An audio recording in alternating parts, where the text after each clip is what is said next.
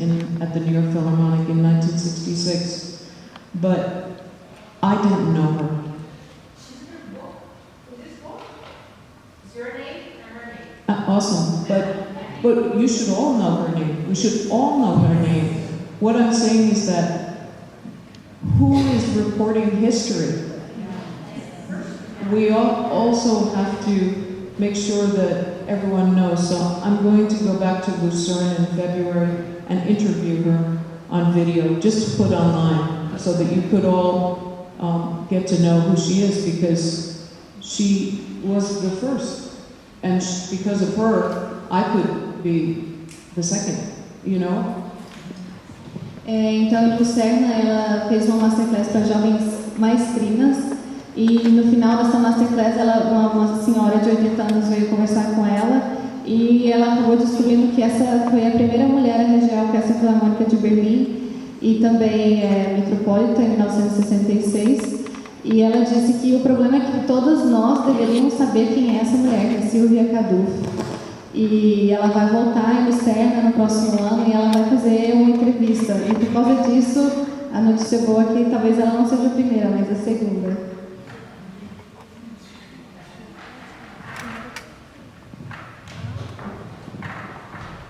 Gracias. Buenos días, hablaré en español. Yo antes en la anterior, en mi charla, he hablado de la capacidad de liderazgo que tenemos las mujeres, gran capacidad de liderazgo. He hablado de la actitud que debemos tomar, pero como soy una mujer realista y una maestra, desde su experiencia le pregunto, ¿cómo debemos afrontar situaciones como, maestra, usted dirige como un hombre? Es bueno, sí, claro, usted dirige como un hombre. O maestra, es que usted es normal, es una persona normal, habla con todos. O por ejemplo, situaciones de este tipo, ¿cómo afrontamos el hecho de tener, y eso es una cosa que me ha pasado recientemente, una crítica maravillosa de un concierto, pero a mí no me nombran, yo no existo, la orquesta es muy buena.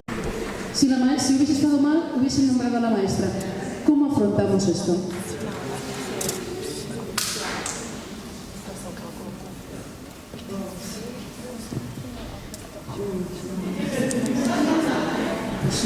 Es la pregunta del millón, no sé, pero quizás es su experiencia, maestra. Well, I think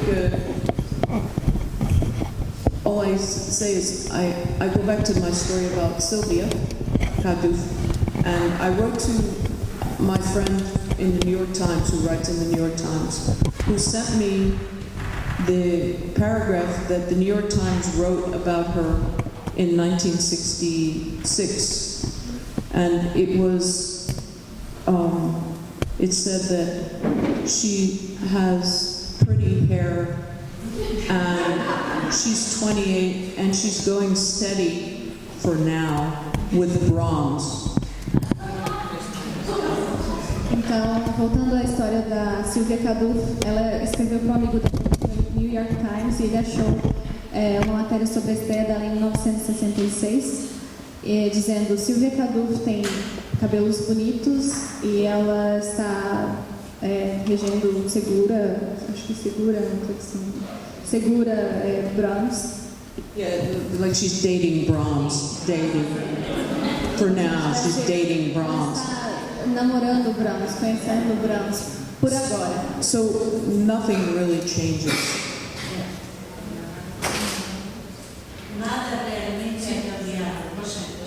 But I think there are many reviews that I wish they hadn't mentioned me. So, I mean, and often when people say you conduct like a man, they're actually trying to give you a compliment. Normalmente, quando tem uma matéria, alguém fala que você está regendo como homem, normalmente eles querem elogiar. So my view is, I always say thank you.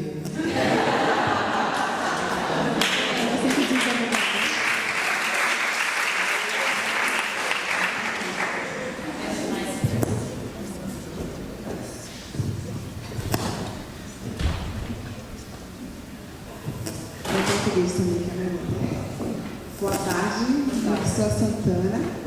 Eu sou uma jovem maestrina também, né? Vou direto à pergunta. Dentro da carreira dela, né? Que ela começou desde muito nova, vai para Mary. Pode ser para mim também.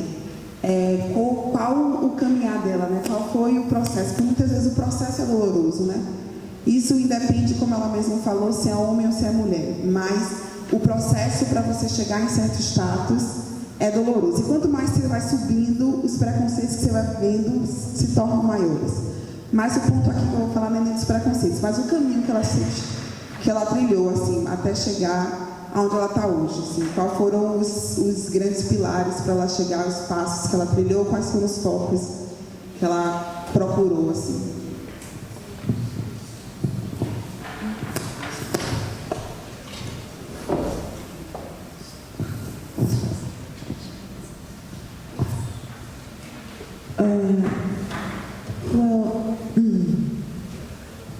I'm not sure it gets any easier. That's the bad news. Maybe it's just A that. notícia é que não vai ficar mais fácil com o decorrer do seu crescimento. But I think the good news is you don't care as much. A boa notícia é que você não devia se preocupar com isso. Não se importa mais. Ah, sim, com o decorrer dos anos você deixa de se importar. I think when you're young, there's so many things to say that I think we are all, especially as minorities in our field, we are all the creators of our destiny. Quando nós somos jovens, especialmente porque nós somos minoria, nós somos os criadores do nosso destino. So I think to feel that someone else is in charge of our destiny gives away all of our power. E quando a gente sente que tem alguém que comanda o nosso destino, né, que realmente toma posse do nosso destino, a gente perde o nosso poder. I personally believe that you can do anything you want to do, and I don't even know you. Ela sente pessoalmente que você pode fazer o que você quiser, e ela nem mesmo não te conhecendo. But I believe that about every person on the planet. E ela pensa isso sobre qualquer pessoa no planeta. But I also know that without opportunity, nothing is possible, and without education, nothing's possible. So my goal and my reason to be here, I believe, is to create opportunities and help educate. Mas ela acredita que também sem oportunidade, sem educação, nada é possível. E ela acha que o papel dela aqui, então, é criar oportunidades e educar. And as far as steps, I still believe that we as women are, each one of us is a pioneer. So every single career will be different. There's no formula. Como mulheres, todas nós somos pioneiras não em todas as carreiras. Não existe uma fórmula. So it's up to you how much you want to invest in creating your own destiny. And I respect also that some people say finally, enough. I just want to live my life. I'm tired of having to always fight. I understand that too, but I have a lot of energy, so I keep going. Então, só cabe a você decidir o quanto você quer investir na sua carreira e no que você quer fazer, mas que ela entende também que tem pessoas que simplesmente falam, não é o suficiente, eu só quero viver minha vida e tudo bem. Mas no caso dela é diferente, porque ela tem muita energia. I'm sure online there are a lot of things you can read about my career, but I think the most important thing to know, and it's probably similar to everyone, is that when I did not have opportunities, when no one would let me in, I created my own opportunities. Você pode ler sobre a carreira dela em vários lugares, com certeza, mas que uma coisa muito importante é que quando ela não teve apoio, quando ela não teve pessoas que levaram a oportunidade a ela, ela criou as suas próprias oportunidades. But never forget that, because I think we can never forget that along with succeeding becomes the happy responsibility of making it easier for the next person. Mas nunca se esqueça que, junto com o sucesso, você tem a obrigação de fazer mais fácil para a pessoa que vem depois de você.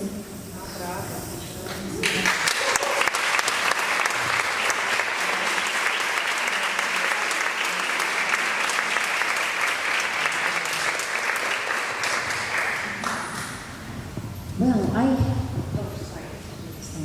is that better? Yeah. Can you hear me? That's a really good question, and I remember when I had those same questions exactly. And there is a tendency to think that we must do things in a way, A, B, C, D, E, and then we get this, and then we get, but then it never works the way we think it will, never. So. É uma excelente pergunta. E ela fala que também passou por isso quando ela estava começando, de se perguntar sobre os passos, e que ela tinha um esquema, né, de vários pontos a cumprir, mas nunca funciona dessa maneira. Exactly. And if I were to go back to my younger self and talk to her like you, I would tell her to do more of these entrepreneurial things. When I was 27, I created this Le Festival Orchestra that had people from 15 orchestras and 35 choruses all in one. And I didn't think it was very hard because I didn't know how hard that would be. Sorry, go ahead. Yeah. E então, se ela pudesse voltar ao tempo e falar com ela mesma mais jovem, ela falaria para ser ainda mais uma gestora, uma empresária. E quando ela tinha 27 anos, ela criou um projeto chamado Le Festival, que tinha 15 orquestras, envolvia 15 orquestras e 35 corais. E ela fez com toda a garra, porque ela não fazia ideia de quanto trabalhoso seria. But what made it so successful was I had 2 other team members that never ever said, we can't do this. Never. They just said, and one of them worked for Ball Aerospace, and he would say, well, how are we going to do that? How? And he just asked how all the time. I was so grateful to him looking back because it changed everything. We did this for 2 years. It was at Bedford Concert Hall. The Colorado Symphony before Marin had a strike that week, and then our thing was sold out. And all of this was just like for fun on the side, right? So now looking back at that young girl, I would just tell her, you go girl, you keep doing that, and don't be afraid to keep doing that. E o projeto então foi um sucesso por 2 anos. Eles fizeram coisas incríveis, envolvendo inclusive a Orquestra Sinfônica de Colorado. E ela só conseguiu esse sucesso porque ela teve 2 colegas que trabalharam com ela no time, e elas nunca falaram que seria impossível. Tudo que elas falaram é o que a gente pode fazer, o que a gente pode fazer. E se ela pudesse voltar no tempo, ela olharia para aquela menina e falaria para fazer ainda mais.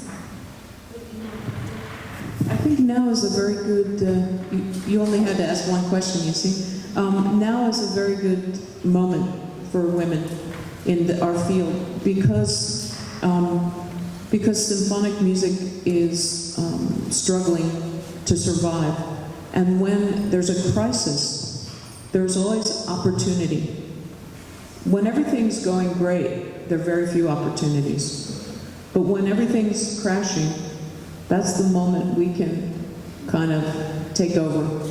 So if you have ideas about how to make symphonic music more accessible to a wider audience, if you have ideas about how to do concert presentations that haven't been done before, if you have ideas about how to blend music so that maybe you blur the boundaries, the concert experience for the audience, if it can be more informal, if you can do more things online and use that, these are all ways to create a career for yourself.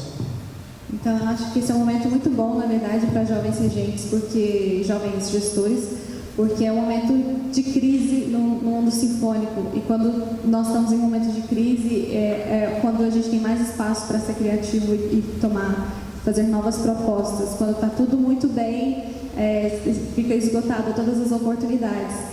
Então, se você tiver ideias de fazer concertos com músicas populares e músicas eruditas e uma mistura, ou ideias de como levar o concerto para um público mais amplo, essa é a oportunidade. I would like to say something to you, because maybe you don't know that we are parentes, como posso dizer? Parents, no? Relatives, because we are, and some of them, granddaughters of Kusevitsky. Your teacher was Leonard Bernstein. Our teacher was Eleazar de Carvalho, and both were students and assistants from Kusevitz. Then I feel very proud to be in this line, because the history is this way. When people make so many important job for the future, no? And I don't know if you knew about this, no? That we have this kind of line, no? Connection. I knew, and also because besides Leonard Bernstein, then I also studied with Gustav Mahler, and Gustav was a student, yes, of Carvalho.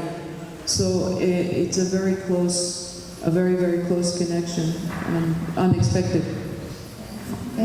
Ela está falando, a Lígia falando que sente quase um parentesco com a Mary, uma conexão muito grande, porque nós, né, essa geração, que é aluna de Eleazar de Carvalho, Mary foi aluna de Bernstein, e os dois maestros foram alunos de Kusevitsky. E a Mary apontou também que ela, na verdade, foi aluna de Gustav Mahler, que foi aluno de Eleazar de Carvalho, em Yale, eu acredito.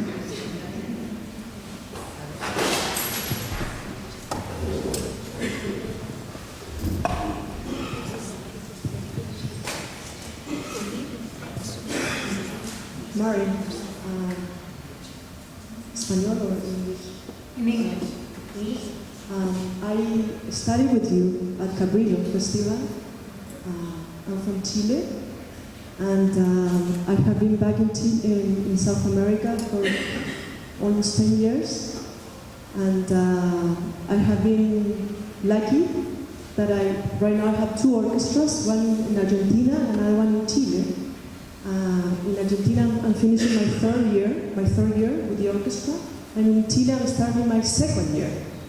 And my question is, how do you manage to renovate your relationship with your musicians? That I find that it can be tough at times, or maybe you don't even think about this. Or what do you have to say about that? Yeah, that's a very important question. I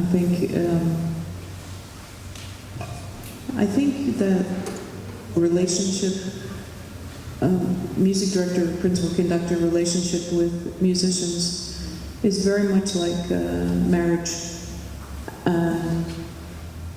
It's important to understand that there are good times and there are bad times, and I don't think there are very, very few relationships that I know of with music directors and orchestras that were just this way.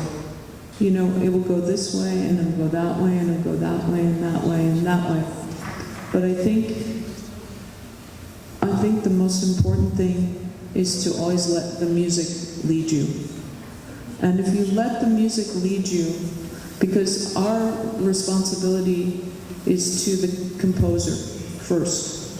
And if we always put that first, ultimately the relationship will be good, because that's what the musicians want as well.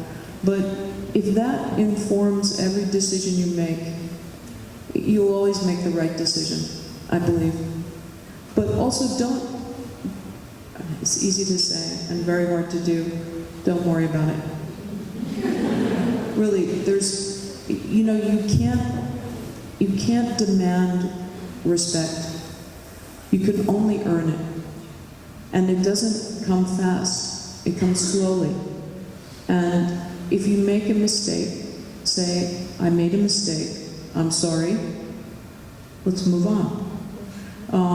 But own your mistakes. And also, I think, just always be compassionate to your musicians, too. I think being a musician is not so easy. So I have some real empathy for the musicians who, you know, you have to remember, were brought up, when I was playing violin, you know, I was told that you are the greatest violinist ever, right? And then you end up sitting in the back of a bunch of violins with some idiot telling you what to do, right? You know, most of the time, I'm not saying we're idiots, of course, we know what we're doing, but, you know, it's a difficult life to be that way. So I try to always have a small measure of empathy, but always responsible to the composer. Então, ela fala que a relação entre o diretor musical e o regente com o grupo, com a orquestra, é parecida com um casamento, tem seus altos e baixos. É muito raro uma relação de músico com o regente só sempre subindo, sempre ótimo, sempre tem altos e baixos. Mas que o mais importante mesmo é que você tome suas decisões baseadas na música. Se você faz decisões, qualquer decisão da sua regência baseada no que a música faz você sentir, liderar a música, com certeza será a decisão certa. Mas ela falou para não, que é difícil, mas que ela não se preocuparia muito com isso, porque tem que ser uma coisa natural, né? Tem que ser uma coisa natural a relação entre a orquestra e o regente. E ter compaixão aos músicos sempre, porque não é fácil, você cresce estudando, todo mundo falando que você está indo muito bem no instrumento, que você é o melhor, que você é excelente, e aí quando você cresce, as pessoas te mandam para o fundo da orquestra, você fica na última instante para alguém lá na frente dizer o que você tem que fazer. Então essa grande... Ela disse um idiota, mas eu tive que...